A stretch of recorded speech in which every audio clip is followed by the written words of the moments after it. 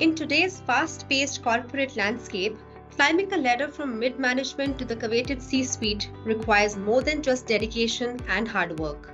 It demands a keen understanding of the intricate strategies and actionable insights that can set you apart as a true leader in your organization. Welcome to TUSB Conversation Starters. Today we have with us a global business leader who will be decoding for us this journey from mid-management to the C-suite.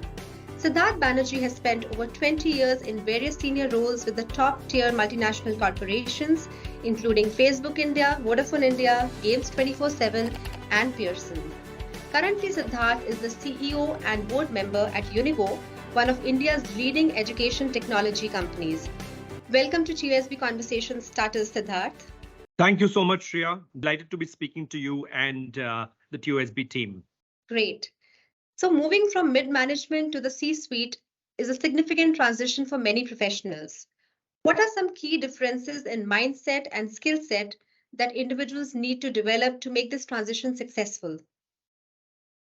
Thank you, Shreya. I think it's a very important question that is often asked by leaders who are wanting to make the transition into leadership roles or general management roles.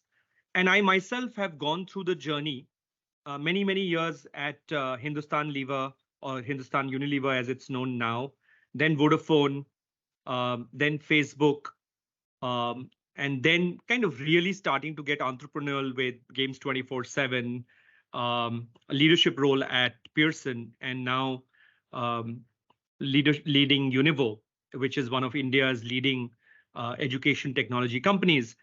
And in this journey, Shreya, what I have really learned is that it helps for leaders to be mindful of three things if they want to transition from a specialist role or a domain role into the C-suite. So the first one that leaders might like to think of is the attitude of radical accountability. So if you want to move from being a CXO to being a CEO, or if you want to move from being a middle manager to being a part of the CXO table, then I think the first thing that leaders have to think about is radical accountability. The fact that it all is on me to solve, to decipher, to provide a solution. And so therefore, if I am able to take charge of a situation or help rally people around a specific issue or an opportunity, that's when I'm seen as someone who's someone who adds value. So I think the first piece is of radical accountability. And I think that's important because a lot of us spend our time in the corporate world having various kinds of supporting teams and cross-functional colleagues. But the more you rise in your career, a lot of that is your personal accountability that you take and the ability then for you to really make a difference and change things. So point number one for us to think about is radical accountability. The second point that leaders might like to think about as you think about moving from middle management to the C-suite is the ability to be both informed enough as well as astute enough to join the dots. The reason why a lot of advice is given to young people in the foundational years, if I can say that, to take up different jobs and to take up different parts of the organization is because you get cross-functional understanding. And as a result of getting that rich cross-functional understanding and understanding all aspects of the business, by the time you are at a senior level where you are aspiring for the C-suite, one of the key mindset shifts that you need to make is the ability to join the dots, the ability to create a bigger picture, the ability to see just around the corner, the ability to craft a large, ambitious, bold vision for your unit or for your company. So the second point really, Shreya, for leaders to think about to make the transition from middle management to the C-suite is about the ability to join the dots and the ability to look around the corner to see what's coming, to anticipate what's coming. So that's point number two. Point number three is personal energy. Um, when you are in a middle management role, a lot of it can be done because you have specialist skills. You're fairly comfortable in your own domain. But as you come in the C suite, it's a general management role. You have to wear many hats.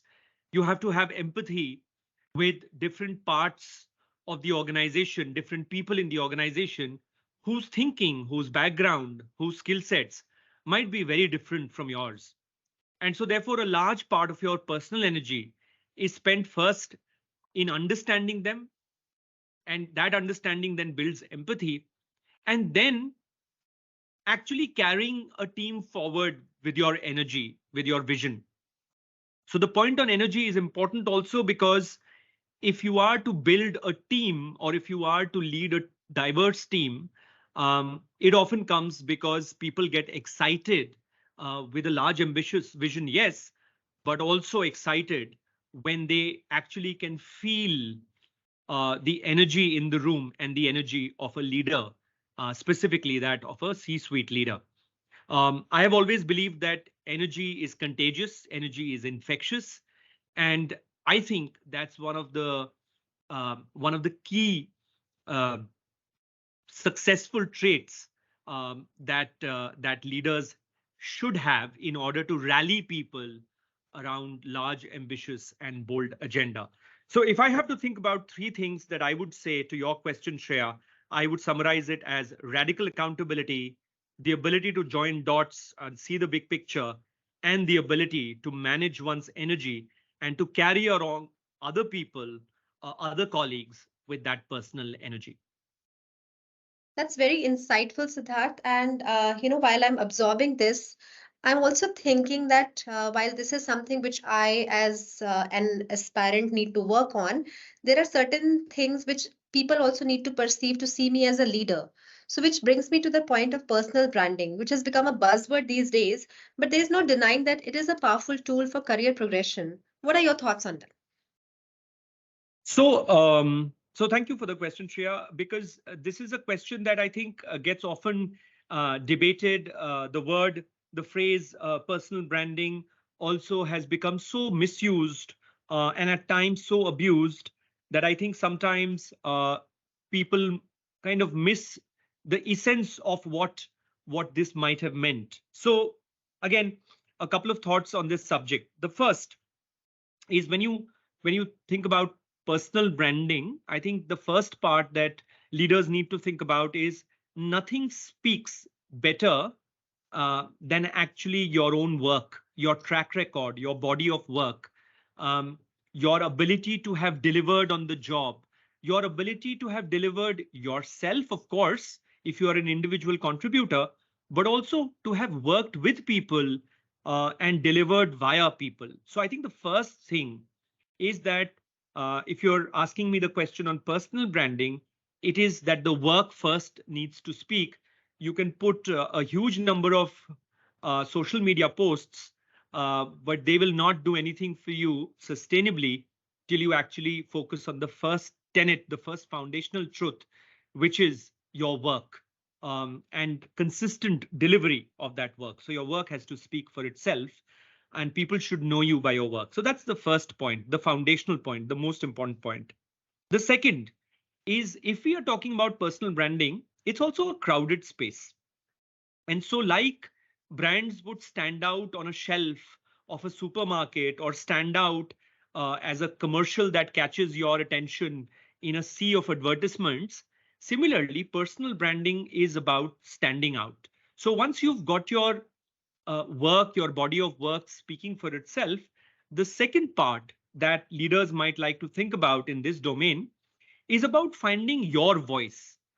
What is it that you bring to the table, which is in your own authentic voice, which is not written by a script writer, which is not posted just as a forward, but your authentic voice and the way that you come across.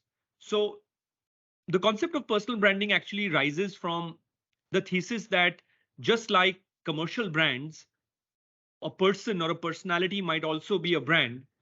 And underlying a brand is always the core tenet of authenticity. So finding your voice and then expressing your voice has to do with your core authentic self, then visible to others in the most natural manner. Now, if that is stage managed or manufactured, or you have delegated that to somebody, it will again play out like that. People will read into it. So personal branding efforts will then get defeated. So my second thought for leaders who aspire in this domain is to find their voice. And if I can qualify that and say, find your authentic voice and express it like that. The third thing is that personal branding or talking to people through social media platforms, etc., is not about self promotion. um, Personal branding at the core, at the essence, is about offering a benefit um, to others. There is this wonderful thought that I read is that every time you go out on a public platform, whether it is public speaking or a social media platform where you're sharing your thoughts, always think about what gift can you give to your audience, and that gift can be a fresh new thought or an anecdote from your life experience which is relevant to others, or a statistic or a fact that is very material to others, that might benefit somebody. So I think the point here is that it's not about self promotion, it's not about blatantly saying how good you are, but it is about sharing some parts of the expertise or the knowledge or the insights that you might have, which is of benefit to your audience.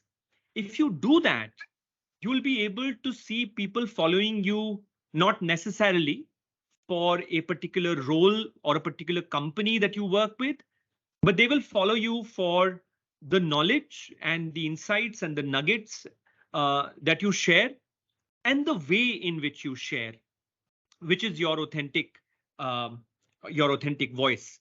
So I think to summarize, Shreya, three things: A, your work has to speak for itself; B, find your authentic voice; and C, it's about the benefit or the gift to your audience and not about self promotion. If leaders can keep this in mind, they might be successful in building a true, authentic brand which people look up to and expect to hear from. Thanks, Siddharth. You rightly said that personal branding is a crowded space, and I'm sure our listeners will draw a lot of insights from what you just shared on becoming that authentic personal brand to gain from it.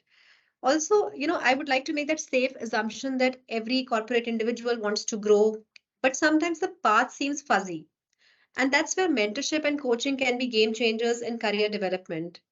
So, according to you, how can mid level managers seek out mentors or coaches, and what benefits can they draw from these relationships?